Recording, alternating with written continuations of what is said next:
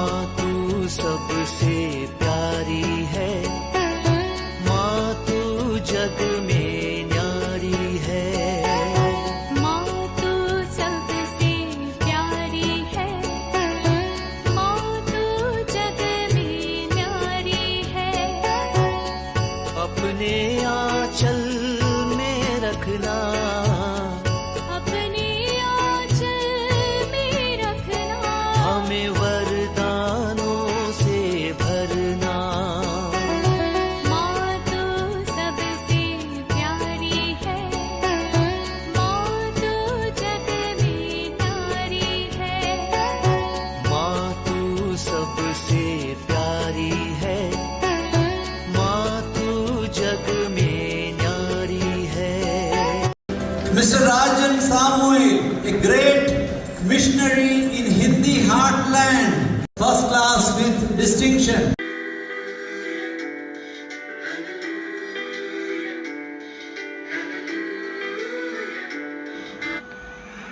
पिता, पुत्र और पवित्र आत्मा के नाम पर आमेन। आप सबों को जय यीशु।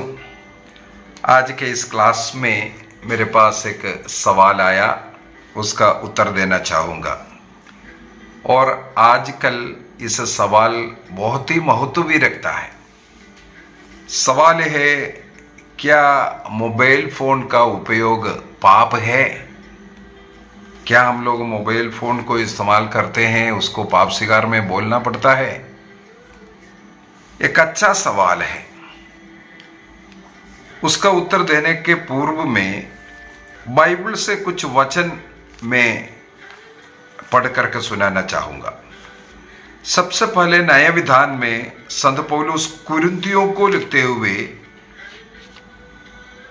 बताते हैं कि पहला कुरिन्थी अध्याय 6 वाक्य 12 में, फर्स्ट कुरिन्थियंस चैप्टर 6 वर्स 12, मुझे सब कुछ करने की अनुमति है किंतु सब कुछ हितकर नहीं। मुझे सब कुछ करने की अनुमति है किंतु मैं किसी भी चीज का गुलाम नहीं बनूंगा। मुझे सब कुछ करने की अनुमति है, लेकिन ये जो सब कुछ है मेरे लिए हितकर नहीं है। इसके बाद फिर से कहते हैं, मुझे सब कुछ करने की अनुमति है किंतु मैं किसी भी चीज का गुलाम नहीं बनूंगा। संत पौलुस कुरिन्थियों को ही लिखते हुए अध्याय 10 वाक्य 23 को भी मैं थोड़ा सा पढ़ लेता हूं। First Corinthians chapter 10 verse 23। सब कुछ करने की अनुमति है किंतु सब कुछ हितकर नहीं है। सब कुछ करने की अनुमति है किंतु सब कुछ लाभदायक नहीं है। यहीं पर संत पौलुस जो हमें समझा रहा है, सीधी सी बात है, कुछ काम सीधा देखने से उसमें कोई गलती नहीं है। गलती नहीं है तो भी उस बात, वो चीज हमारे लिए कोई लाभदायक नहीं होगा। इसके बाद यहां पर अध्याय 6 के अंदर बोलता है, सब कुछ हम कर सकता है लेकिन वो करते करते कहीं में उसका गुलाम ना बन जाए। मोबाइल के बगैर 1 मिनट भी बैठ नहीं सकता, मोबाइल को बार बार देखना पड़ रहा है। इस प्रकार गुलामी, उसके अधीन होना। अब पुराने विधान से भी मैं कुछ वचनों को उठाना चाहूंगा। सबसे पहले प्रवक्ता ग्रंथ अध्याय 15, प्रवक्ता ग्रंथ अध्याय 15 वाक्य 18, सिराक चैप्टर 15 वर्स 18। वहां पर लिखा है, मनुष्य के सामने जीवन और मरण दोनों रखे हुए हैं। जिसे मनुष्य चुनता है वही उसे मिलता है। मनुष्य के सामने जीवन भी है, मृत्यु भी है, मनुष्य जो चुनता है वही मनुष्य को मिलता है। मैं साथ साथ नबी यिर्मयाह का ग्रंथ अध्याय 21 को लेना चाहूंगा। नबी यिर्मयाह अध्याय 21 और उसका वाक्य 8। नबी यिर्मयाह अध्याय 21 वर्स 8। तुम लोगों से कहोगे, प्रभु यह कहता है, मैं तुम्हारे सामने जीवन का मार्ग और मृत्यु का मार्ग रखता हूं, तुम स्वयं उसे चुन लो। तुम्हारे सामने दो मार्ग रखा है, दो रास्ता है। एक जीवन की ओर लेके जाने वाला रास्ता है, दूसरा मृत्यु की ओर लेके जाने वाला रास्ता। कौन से रास्ते में चलना है वो तुम स्वयं चुन लो करके। इसी प्रकार का एक वचन हम लोगों को विधि विवरण ग्रंथ में भी मिलेगा। विधि विवरण ग्रंथ अध्याय 30 वाक्य 15 को पढ़ता हूं। विधि विवरण ग्रंथ डिट्रोनॉमी चैप्टर 30 वर्स 15। वहां पर ईश्वर कहता है, आज मैं तुम लोगों के सामने जीवन और मृत्यु, भलाई और बुराई दोनों रख रहा हूं। जो मनुष्य चुनता है उससे मिलेगा, दोनों है।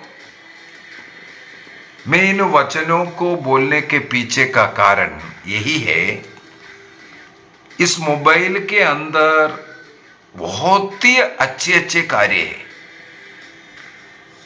बहुत ही अच्छे अच्छे कार्य। मुझे भी कुछ भी अगर रेफरेंस लेना है, मैं तुरंत मोबाइल का सहारा लेता हूं। अन्य किताबों को रेफर करने के अपेक्षा आजकल जल्दी हो जाता है। किताबों को रेफर करने में 100% वो सबसे उत्तम मार्ग है, उत्तम रीति किताबों को ही रेफर करना है। लेकिन हम लोगों को थोड़ा इजीली कुछ देखना है, वो मोबाइल के द्वारा आजकल ये टेक्नोलॉजी ये सब आकर के थोड़ा और जल्दी हो गया। उसके ऊपर हमें निर्भर नहीं रहना। जब तक आपको उस सब्जेक्ट के विषय में सही ज्ञान नहीं है, ये भी गलत शिक्षा देता है, ये ध्यान रखना है। अभी इस मोबाइल के द्वारा आजकल स्कूल कॉलेज में पढ़ने वालों बच्चों के लिए नोट्स आना शुरू हो गया। हम लोग बाइबल क्लासेस ये जो डाल रहा है, ये जो क्लास स्वयं मोबाइल में मैं रिकॉर्ड करता हूँ, मोबाइल में एडिटिंग करता हूँ और मोबाइल से ही अपलोड कर दे रहा हूँ, और आप लोग मोबाइल में ही इसे देख रहा है। इसका मतलब मोबाइल कुछ अच्छे कार्य के लिए भी हो सकता है। इस टेक्नोलॉजी के द्वारा बीती 4-5 वर्षों से हम लोग सुसमाचार का प्रचार कर रहा है। इस टेक्नोलॉजी के कारण मुझे खुशी है, अनेकों के आत्मा को बचाने का कार्य मैं घर बैठे बैठे कर पा रहा हूं। अनेकों को सही मार्ग दिखाने के लिए यही टेक्नोलॉजी, यही चीज इस्तेमाल हो रहा है। इसका मतलब इसके अंदर अच्छाई है, जीवन है, सब कुछ है। इसका भी ये मतलब नहीं है हमेशा इसको देखते रहो, यूट्यूब देखते रहो, ये करते रहो। ये भी बहुत गलत बात होता है। इसलिए हम लोगों को इस मोबाइल ये अच्छा भी है और इसके अंदर बहुत ज्यादा खराबी भी है। अनेकों का जीवन इसके द्वारा नष्ट हो चुका है। अनेकों लोग जिस व्यक्ति के विषय में कुछ मालूम नहीं है, ऐसे लोगों के पीछे घर से निकल करके चल पड़े हैं, जीवन बर्बाद किया है।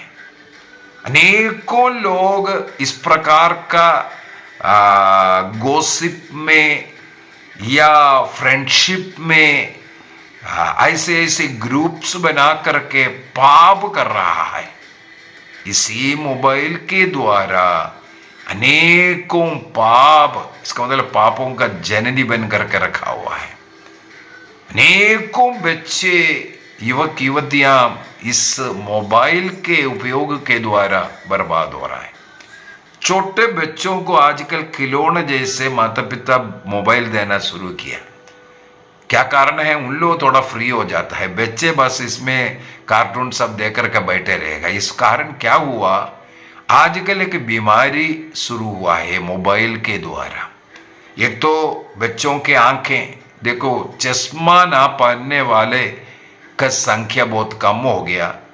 आजकल जो आई डॉक्टर्स, जो हॉस्पिटल्स बहुत ज़्यादा हो रहा है। क्या कारण है? इसी के अंदर बचपन से मोबाइल के अंदर देख देख करके बच्चों का आंखें खराब भी हो रहा है। इसमें फायदा से बढ़ करके इस प्रकार का नुकसान बहुत ज़्यादा हमें देखने के लिए मिलता है। तो डायरेक्टली एक बात मैं बोलना चाहूँगा, ये जो सवाल किया, मोबाइल देखना पाप है कि नहीं और उसके लिए क्या पाप स्वीकार करना है कि नहीं, मैं बोलूँगा मोबाइल देखना कोई पाप नहीं है, लेकिन मोबाइल का दुरुपयोग या एक्सेस, अधिक उसका उपयोग करना, अनावश्यक उपयोग करना और इसके द्वारा इसको इस्तेमाल करते हुए कई गंदगी, पाप की चीज़ें उससे जुड़े रहना, ये आत्ममारू पाप है। उसके लिए हमें पाप स्वीकार अवश्य करना है। यदि आप इसका मोबाइल का उपयोग ज़रूरत के लिए कर रहा है, कुछ पढ़ाई के लिए कर रहा हो, किसी से कम्युनिकेट करने के लिए, ज़रूरत के अनुसार, कई लोग घंटों गॉसिप में रहते हैं, इसमें वो भी एक पाप है। मोबाइल मिला है आजकल, थोड़ा रिचार्ज कर दो, दिन भर बात कर सकता है। महीना कभी 3 महीने के लिए डाल दिया, कोई कोई साल भर के लिए डाल कर रखा है। खूब ये ऐसा है, इसलिए जो आवश्यक है या आवश्यक नहीं है तब भी किसी न किसी से कांटेक्ट करेगा, कॉल करते रहेगा, बात करते रहना, ऐसे एक आदत। अनेकों लोग इस प्रकार मोबाइल में बातें करते करते करते विनाश हो रहा है। ये सब पाप है, जरूरत के लिए इस्तेमाल करना है। अभी एक और बीमारी लगी है। अभी मान लो बच्चे स्कूल जा रहा है, बच्चे के हाथ में एक मोबाइल दे देगा, बेटा कहाँ पहुंच गया, स्कूल पहुंचाए कि नहीं, टिफिन खाया कि नहीं। हर समय इस प्रकार, मान लो नौकरी के लिए बेटा कहीं जा रहा है, ट्रेन में सफर कर रहा हो, कहाँ पहुंच गया, तुम क्या खाया, क्या पिया, हर मिनट में इस प्रकार पता करना, इस प्रकार पता करते करते, कांटेक्ट करते करते, रिमोट कंट्रोल बनकर के उपदेश देते देते वो बच्चों को एक प्रकार के इनडायरेक्टली अपाइस बना रहा है। मम्मी बोलने के बाद ही बच्चा टिफिन लेकर के खाता है, वो एक प्रकार का अपाइस बच्चा बन गया है। आप इस प्रकार बच्चों को हैंडीकैप बना रहा है। तो इसका मतलब ये मोबाइल अपने बच्चे से ही बात किया है, लेकिन उस मोबाइल आप बच्चे से बात करके हुए उसको अपने पैरों पर खड़े अपना निर्णय करने का अवसर आप छीन रहा है। ये भी एक पाप है। जरूरत के बगैर चाहे अपने बच्चों से कांटेक्ट कर रहा हो, ये सब पाप ही है। गलत काम के लिए, गलत उद्देश्य से चाहे कॉल कर रहा हो, कुछ भी कर रहा हो, यदि इस मोबाइल से आप उसका उपयोग कर रहा है, गलत इंटेंशन है, उसमें जासूसी कर रहा है, ऐसे कार्य पाप है, उसके लिए पाप स्वीकार करना पड़ता है। कई लोग मोबाइल के द्वारा, अभी कहीं ना कहीं किसी के विषय में कुछ समाचार मिल गया, उसको आग जैसे, जंगली आग जैसे फैलाने के लिए इसका इस्तेमाल, एक को फोन किया, दूसरे को, तीसरे को, आपको मालूम पड़ गया, ये मालूम पड़ गया, ऐसा ऐसा बोल कर रखे, नहीं तो मैसेज डाल दिया। दूसरों को बुराई करने के लिए, निंदा करने के लिए, उसको फैलाने के लिए यदि आप इस्तेमाल कर रहा है तो आप पाप कर रहा है, उसके लिए आपको पाप स्वीकार करना पड़ता है। धीरे धीरे इसका एडिक्शन आप उसको चेक कर सकता है। आप मोबाइल रख करके कहीं और काम कर पा रहा है कि नहीं, या बार बार आपका हाथ तो मोबाइल में जा रहा है। आप एक दिन के लिए क्या ये मोबाइल बंद करके रख सकता है, ये भी आपको टेस्ट करना है, ये भी आपको सीखना है। मैं अनेकों लोगों को देखता हूं चर्च में प्रार्थना के लिए, मिसा के लिए जा रहा है, मोबाइल के साथ जाता है। हम जीवन में कभी भी, हाँ कोई इमरजेंसी है लेकर के जाने के, उसके बीच में कहीं कोई काम करना है तब भी लेकर के जाते हैं, वो बहुत ही कम होता है अवसर। अन्यथा कभी हम इस्तेमाल नहीं करते, लेकर के ही नहीं जाते, मोबाइल लेकर के ही नहीं जाते, घर में छोड़ करके जाते। प्रार्थना के लिए जाते हैं, मिसा के लिए जाते हैं, ये मोबाइल का क्या जरूरत है? ये आपको डिस्टर्ब करेगा। आपको मालूम होगा जो मिसा के बीच में अनेकों का गड्डी बजता है ना, सबसे पवित्र, सब लोग हाथ जोड़ करके भक्ति के साथ प्रार्थना कर रहे हैं, उस समय पर टंडन टंडन बजाएगा। लोगों का ध्यान पूरा उधर चला गया। कहां था ध्यान? प्रभु में था। आपका हृदय मन सब प्रभु में लगाओ बोला, हम लगा चुके बोल दिया, लेकिन कहां पर गया? पूरा मोबाइल में। इस प्रकार का जो कार्य कर रहा है वो पाप कर रहा है। इसका मतलब वो मोबाइल को हमारे प्रार्थना के जगह पर, चर्च में सब लेकर के नहीं जाना चाहिए। इसका एडिक्शन ना होने के लिए इस प्रकार का कार्य करना आप छोड़ दीजिए। उधर घर पे हमेशा हाथ में रख करके घूमने की जरूरत नहीं है। हमेशा हर कॉल को आपको अटेंड करना और हर बात के लिए कहीं ना कहीं फोन करते रहे ना, दिन भर अगर अनेकों से कांटेक्ट कर रहा है, वो भी एक प्रकार का एडिक्शन ही है। ये सब हमें बंद करना है, सब जरूरत के लिए इसको इस्तेमाल करना है। और दिन भर इसमें सीरियल देखते रहो या कुछ अन्य है। इवन मुझे ये भी पता चला, अभी अगला एक और पॉइंट सोचेगा, हाँ हम अच्छा कार्य कर रहे हैं।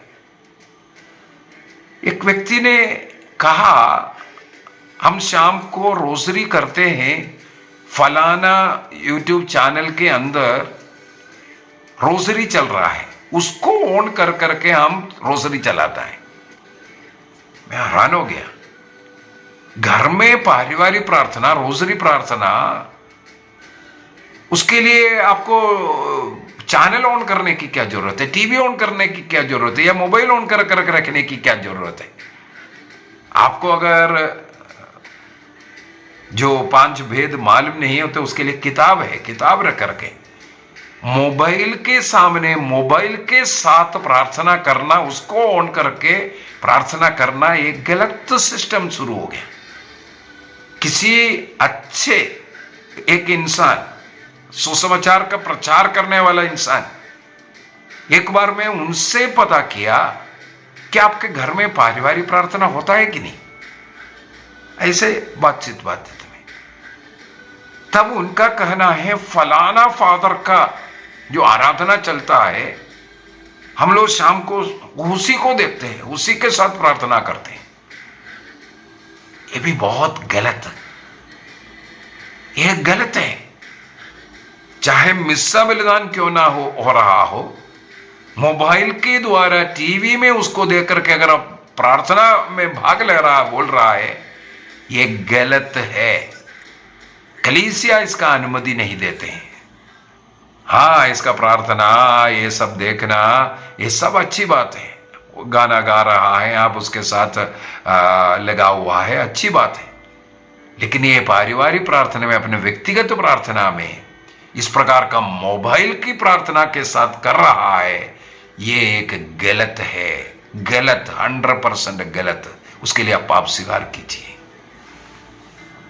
वहां टीवी में, जैसे मेरा ये टॉक में कई बार बोल चुका, आप कभी मेरे प्रवचनों को आपके प्रार्थना के समय पर या प्रार्थना के जगह पर कभी नहीं सुनना है।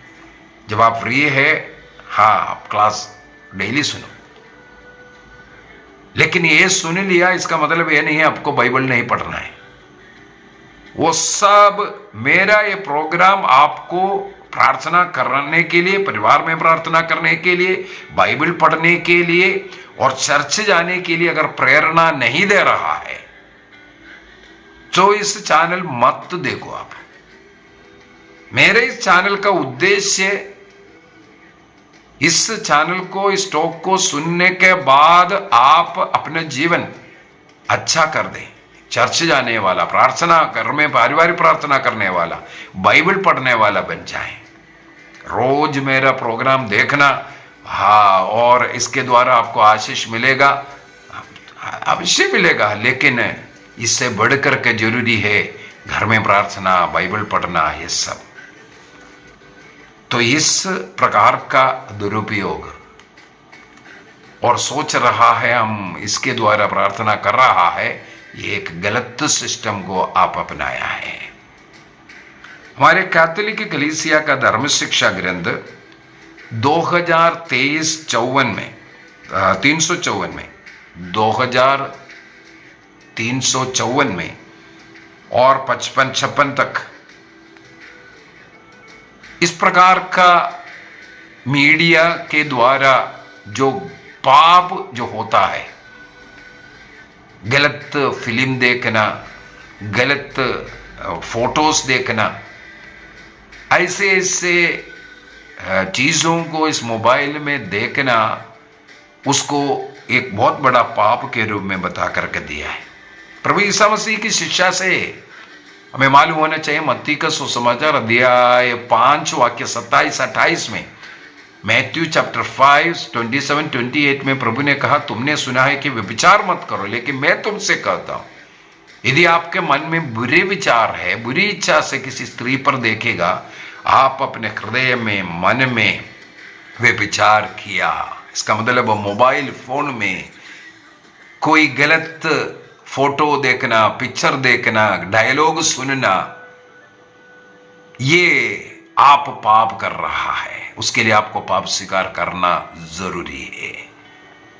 इसलिए सबसे पहले मैंने उन वचनों को बोला, हर चीज अच्छा है, मोबाइल अच्छा है, लेकिन आपके जीवन के लिए यही सब कुछ है, ये सोचना ये नहीं।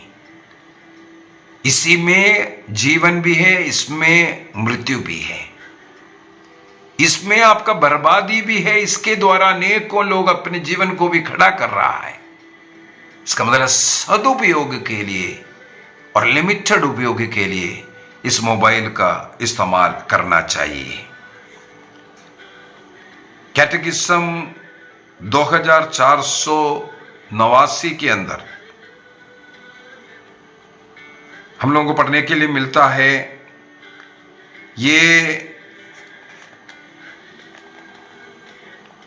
सोशल कम्युनिकेशन, आपस में रिश्ता रखने के लिए सब अच्छी तरह इस्तेमाल तो कर सकता है, लेकिन इसका दुरुपयोग नहीं करना चाहिए। जितना आवश्यक है उतना आप इस्तेमाल करना है। और जितना भी ऐसा मीडिया आपको मिल रहा है, प्रभु का संदेश सुनाने और सुनने, इसके लिए भी आप इसको इस्तेमाल कर सकता है। और इसके द्वारा हमारे जो क्रिश्चियन वैल्यूज है और जो वर्च्यूज, उसको आपको कायम रखना है, उससे आप गिरना नहीं है।